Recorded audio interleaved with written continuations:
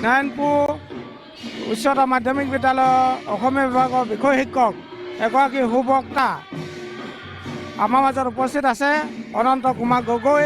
আমি অনন্ত গগৈৰ পৰা তেওঁৰ অনুভৱ এই অনুষ্ঠানটোত উপস্থিত থাকি কেনেধৰণে পালে, তেওঁৰ মনত কেনেকুৱা ধৰণৰ অনুভৱ সৃষ্টি হৈছে সেই বিষয়ে আমি জানিবলৈ চেষ্টা কৰিম।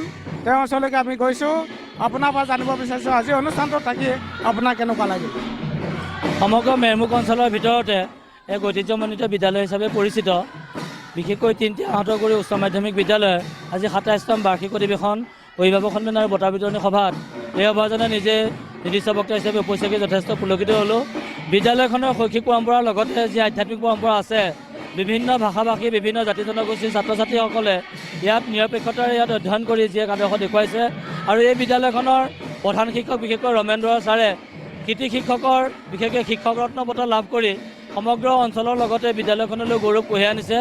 বিদ্যালয়খনৰ যি শৈক্ষিক পৰিৱেশ, বিদ্যালয়খনৰ যি আধ্যাত্মিক পৰিৱেশ আৰু লগতে বিদ্যালয়খনৰ সৰ্বাংগীন বিকাশৰ বাবে ছাত্ৰ ছাত্ৰীসকলৰ যি প্ৰতিভা, এই প্ৰতিভা নিশ্চিতভাৱে অন্যান্য দৰ্শন বিদ্যালয়ৰ কাৰণে আকৰ্ষণীয়।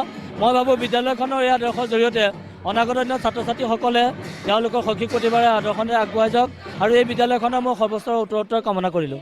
ধন্যবাদ। হয়, সুন্দৰকৈ তেখেতৰ মনৰ অনুভৱ ব্যক্ত কৰিছে, অনুষ্ঠানৰ বিষয়ে আপোনালোকক জানিবলৈ দিছে।